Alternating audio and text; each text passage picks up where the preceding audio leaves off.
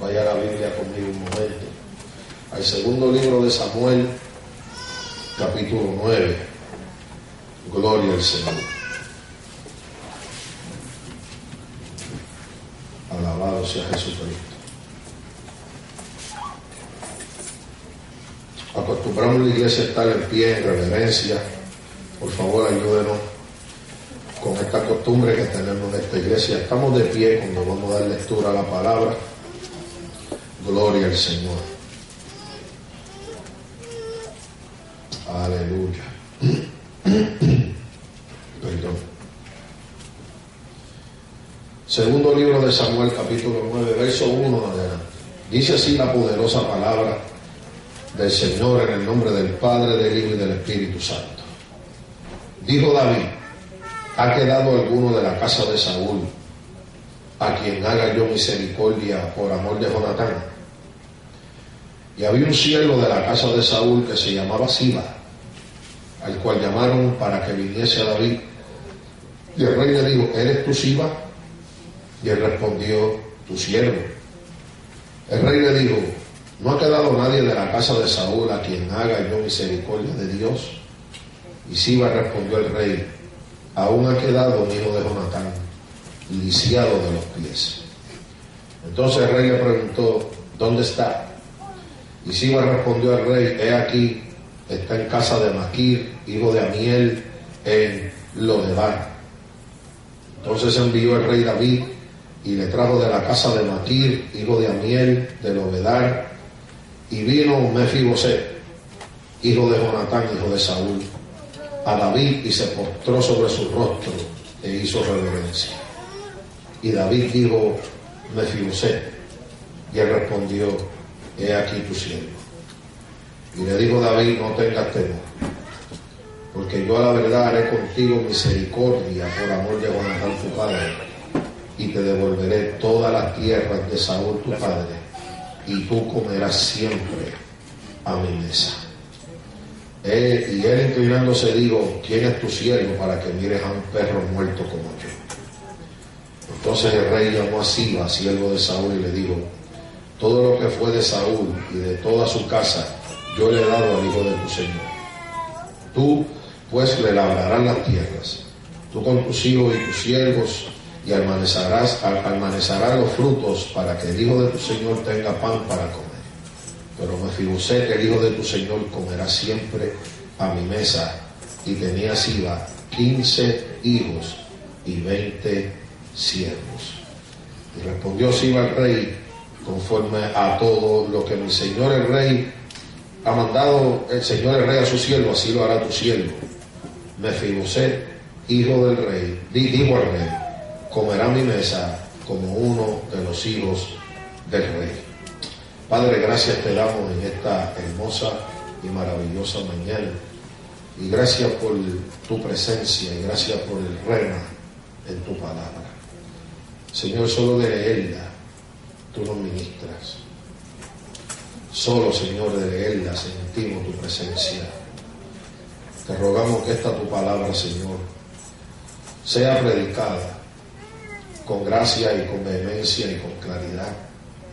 Que tú nos ayudes, Padre, a poderla predicar así para gloria de tu nombre y edificación de tu pueblo, Señor. Padre, toda la gloria es tuya, está rendida a tus pies, Dios. Gracias por este privilegio inmerecido. Es por tu gracia que podemos estar aquí, Señor. Señor, ayúdame a poder predicar tu palabra, Dios mío, por Cristo Jesús. Amén. Pueden tomar su asiento. Esto es una historia hermosa y quizá usted había escuchado o leído de esta historia, pero de la manera que el Señor la reprodujo en mi corazón es que hay veces que hay gente que está pagando consecuencias de errores que otros hicieron. A veces hay personas que están en las iglesias, en el Evangelio, que no entienden por qué a veces están en las situaciones en que están. Y oyen muchas cosas, oyen muchas versiones, oyen muchas voces, muchas opiniones, pero ninguna de esas opiniones realmente le dan la claridad y le responden la respuesta de por qué esta circunstancia y esta consecuencia está ocurriendo. Muchas de las razones por las cuales eso ocurre es porque otros, de una manera directa o indirectamente, con buena intención o mala intención, sin premeditación o con premeditación, cometieron errores. Aquí está el caso de Mefiboset y David. Mefiboset tenía todas las cosas en contra. Él tenía una vida desde muy pequeño difícil. Primeramente, Saúl, su abuelo, había sido el perseguidor más terrible que tuvo David. Saúl era el rey de Israel, y los que conocen la historia saben que Saúl murió, se suicidó en su corazón queriendo matar a David. Murió en un combate, pero aún en su corazón su deseo era matar a David. Saúl estaba lleno de un celo y de una envidia, al punto que su corazón se deterioró tanto que Saúl fue atado y atormentado por demonios. Este Saúl fue un hombre que había conocido y gustado la presencia de Dios, el don del Espíritu Santo, pero fue desechado a causa de su terquedad y a causa de su soberbia. Y ese era el abuelo de Mefiboset, el perseguidor de David. Lo persiguió en cuevas, lo persiguió en desiertos, lo persiguió en montes, lo persiguió en la ciudad. David tuvo que esconderse por más de 40 años, huyendo, siendo el ungido de Dios, siendo David el hombre al cual se le había derramado aceite, que iba a ser y era el rey de Israel, el hombre conforme al corazón de Dios, perseguido por un hombre endemoniado. ¿Sabes? Y estas son circunstancias que todavía ocurren en estos tiempos. Hay personas que viven como si tuvieran que esconderse de otras, y uno dice, ¿por qué yo, teniendo a Dios, vivo esta vida por esta persona que es opresor, que es opresora, que es como si me persiguiera? Una persona que no me deja vivir en paz cuando sobre mí está la unción del Santo y sobre mí está la gracia y la bendición de Dios. Porque son procesos y son asuntos donde Dios, a través de esos años que David estuvo huyendo de Saúl, David vio la gloria de Dios en lugares donde ningún otro hombre había visto la mano de Dios. David había visto la mano de Dios en las cuevas. David había visto la mano de Dios en el desierto. David saliendo solo, huyendo de David, en ese peregrinar de huir de ese hombre, fue que pudo establecer un ejército. Interesante, Saúl tenía un ejército ya reclutado en el pueblo, en la nación. David recluta su ejército en el desierto. No me está entendiendo. Hay cosas que ocurren en los procesos de huir y en los procesos de no entender la circunstancia que Dios lo que está añadiendo, aunque el ambiente parece que es el ambiente que es adverso y no tenemos escapatoria y todo va en contra de nosotros. Él sale solo y cuando llega al reinado ya él trae un ejército. Cuando él salió sin ejército, él salió huyendo como un fugitivo, pero ahora cuando regresa como rey ungido trae un ejército con él. Ese ejército fue reclutado mientras estaba en el desierto. Y no fue un ejército cualquiera. El ejército de David tenía un nombre muy en particular: los valientes de David. Hombres que daban la vida por él. Hombres que daban la vida por él sin pensarlo dos veces. No eran cualquier tipo de soldado. Eran hombres que él había ministrado y sido ejemplo mientras él era un fugitivo. Mira, y si tú y yo podemos dar ejemplo y mantener testimonio y mantener la adoración a Dios en medio de los momentos más difíciles de nuestra vida, créeme que hay gente que tú no crees que te están viendo, pero te están viendo y van a querer andar contigo. Porque van a ver en ti algo diferente. Porque cuando todo es placentero, cualquiera quiere andar con el que tiene las cosas placenteras. Pero cuando ven que el que te sostiene es Dios, en medio de tus cuevas, en medio de los desiertos, en medio de las huidas, en medio de los atropellos, en medio de las persecuciones, en medio de las opresiones, de los acosos, y ven que tu Jehová, que tu Dios te mantiene poderoso de pie, la gente va a querer eso que está contigo. Señor, y va a ser gente fiel a ese Dios, y va a ser gente fiel a ti. ¿Cuánto dan gloria al nombre de Dios? Por eso es que pasan estas circunstancias, donde creemos que estamos perdiendo, pero Dios lo que está añadiendo. Creemos que estamos perdiendo, pero lo que Dios está limpiando el camino. Amén. Y eso, ese hombre que le hizo la vida en una manera, o hablando en términos humanos, y de una manera física bien difícil a saber, es el abuelo de Mefibosé. Ahora, el padre de Mefibosé, en otra parte, Jonatán, fue un hombre que David amó. Jonatán y David tuvieron un amor fuerte, bien estrecho. Dios los unió en una amistad bien sólida.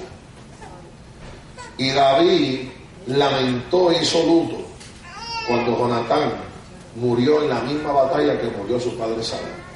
Murieron juntos allí en el monte Gilboa, dice la Biblia. Fue el último lugar donde estas dos personas dieron un hálito de respiro y de vida. Allí murieron por la espada del enemigo.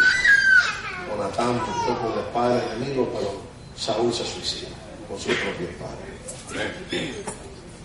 Luego que Saúl muere, Jonatán, básicamente la casa de Saúl queda exterminada.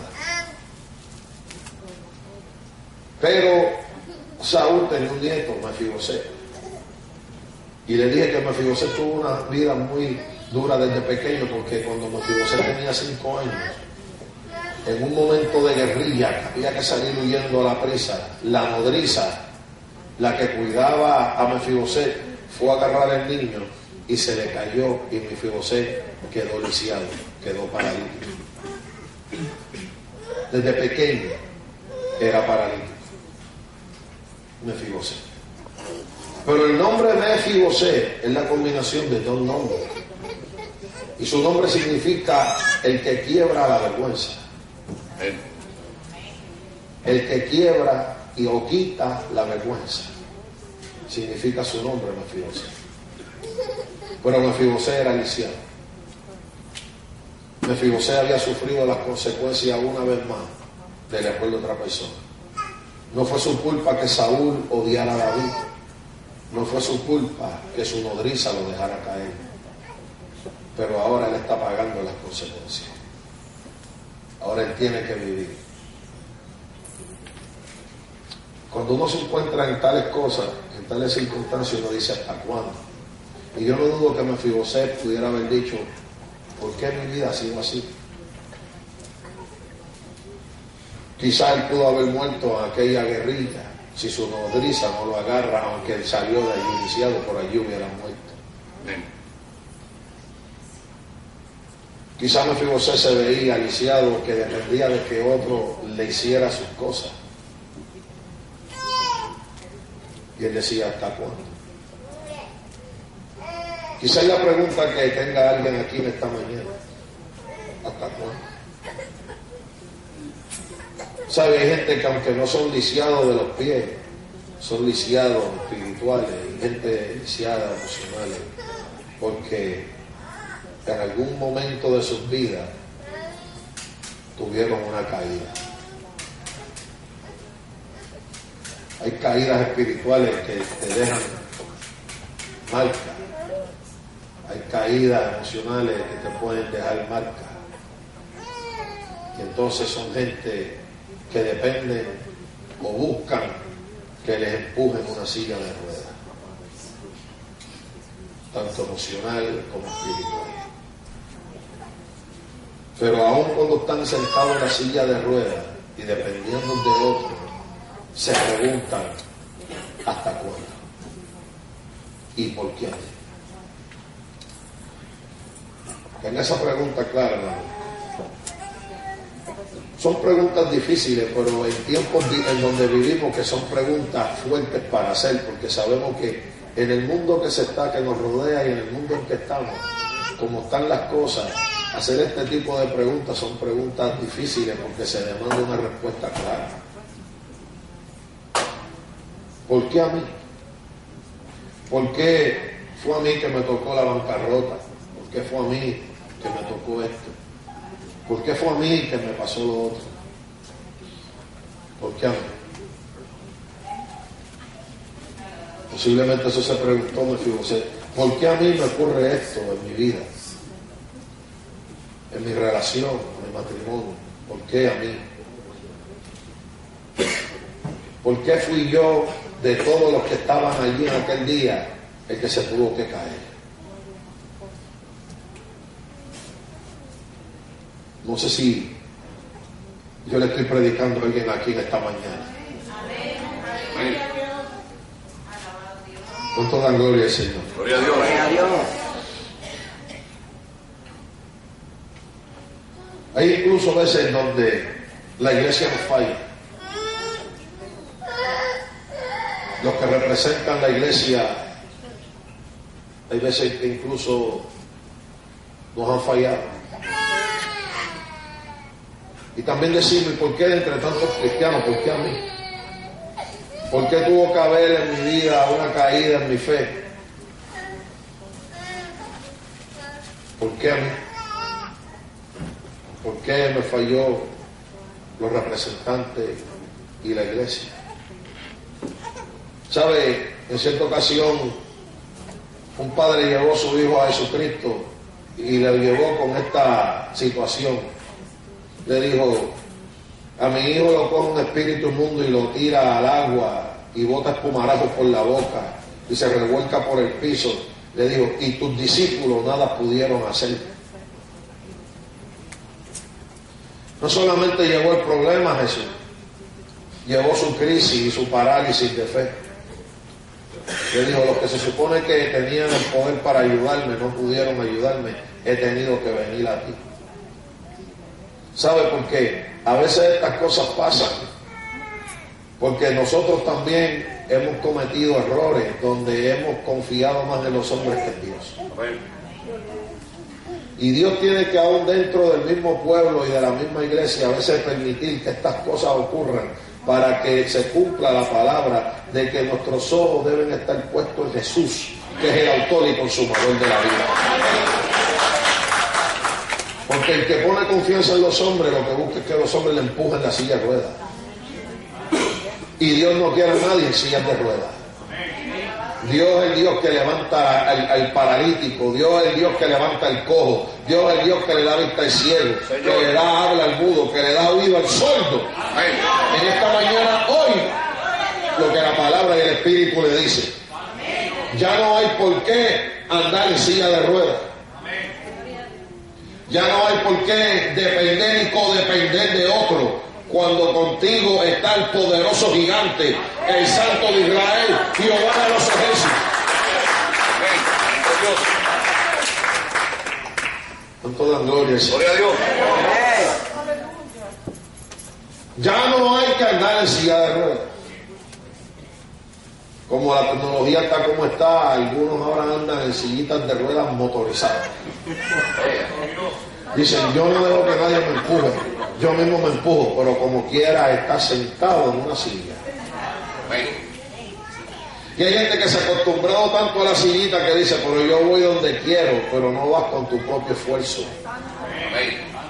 Depende de que el motorcito prenda. El día que el motorcito no prenda, no vas a ningún lado.